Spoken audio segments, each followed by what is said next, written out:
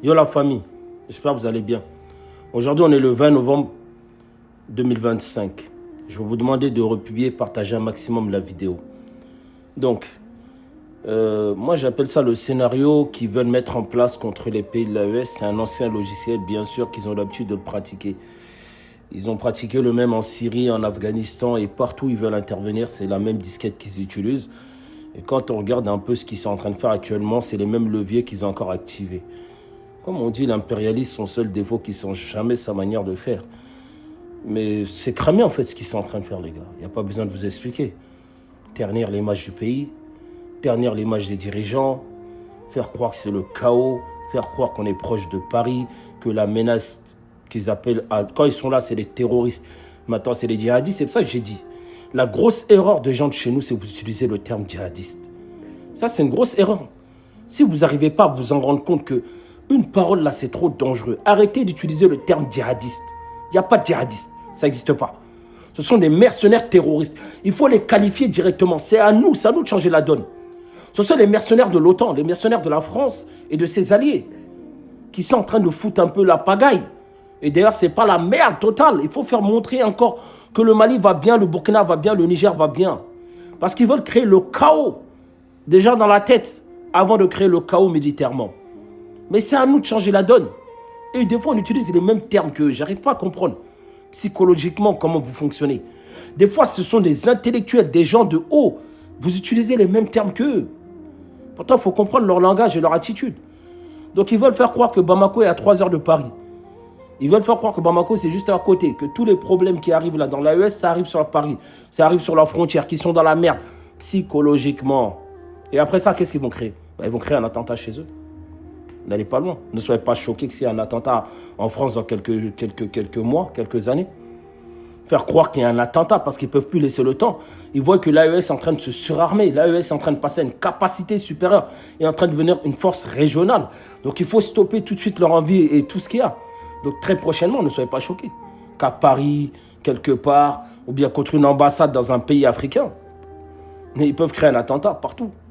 Dans un de leurs pays alliés, les pays avec qui ils s'entendent bien, créer un attentat et faire croire, dans l'ambassade ou dans leurs intérêts, faire croire que oui, l'attaque vient des mercenaires terroristes qu'ils ont mis dans l'AES. C'est le seul scénario qu'ils peuvent préparer actuellement, je vous le jure. C'est à nous de faire comprendre les choses et préparer les gens sur ce chemin-là. C'est le scénario qui se dessine le plus. C'est pour ça qu'ils font sortir François Hollande, ils font sortir le chef d'état-major français, qui fait croire que c'est le chaos, la menace, elle est là, qui font croire que tout va mal, le Mali est en train de tomber. Ceux qui sont au Mali savent la réalité, c'est pas la même chose, que les FAMA ont pris le dessus, les FAMA sont en train de contrôler, que l'AES fonctionne, que la force unifiée de l'AES, c'est une réalité, c'est pas comme celle de la CEDEAO. Ils ont activé les leviers de comment ça s'appelle, l'Union africaine, la CEDEAO, tout ça pour faire croire que l'AES, c'est le chaos, qu'il faut tout faire. Mais les gars, nos dirigeants, je sais qu'ils sont prêts, le capitaine Ibrahim Traoré, il l'a dit. Préparez-vous à une guerre de très haute intensité. N'oubliez pas le général Lecointre qui l'avait dit qu'ils doivent revenir. Tout est en train de se mettre en place. Mais soyons prêts, c'est tout. Cette guerre de haute intensité qu'ils veulent, ils vont l'avoir. Mais ce sera là qu'on va enterrer le néocolonialisme. L'impérialisme, là, son tombeau, il est là. Ouais, allez-y. De toute façon, aujourd'hui, il y a plein de puissances qui ne peuvent pas rentrer en guerre, comme les États-Unis, ils ne peuvent pas se permettre. Rentrer en guerre, c'est... Déjà, partout, il y a les Russes et tous les États-Unis sont réticents. Mais la France ne peut pas aller en guerre, clairement. La France seule ne peut pas rentrer en guerre contre les 3 pays de l'AES. Ce sera sa destruction totale. Ce sera sa destruction totale. Mais préparez-vous. Il y a des pays voisins qui vont souvent jouer le jeu. Il faut détruire leur capitale directement. On ne peut pas rigoler. Négocier avec l'Iran, ce qu'ils ont besoin. Prendre 3, 4, 5, 6 missiles, des missiles balistiques de longue portée et qu'ils n'ont pas les systèmes. Ils n'ont aucun système pour les intercepter. Il faut détruire leur capitale. Le pays qui va jouer, qui va être la base arrière, qui va les laisser attaquer un pays de l'AES, il faut détruire sa capitale. Il faut raser sa capitale. Il faut que ce soit un exemple pour les autres pays qui vont vouloir s'allier à eux. Il y a un moment, on a trop joué, quoi. Quand l'Afrique essaie, comme je dis, l'Afrique, ça n'existe pas chez moi. Moi, je suis dans la Confédération des États du Sahel. Mais c'est toujours ceux qui sont à côté qui vont essayer de te détruire pour qui? Pour le Toubabou. Soyez prêts. Leur plan, il est cramé. Je sais que nos services de renseignement le savent. Les dirigeants le savent. Donc ne soyez pas choqués. Hein. Paris, s'il y a un attentat dans le métro, s'il y a un attentat là-bas, fête de Noël, préparez-vous à tout.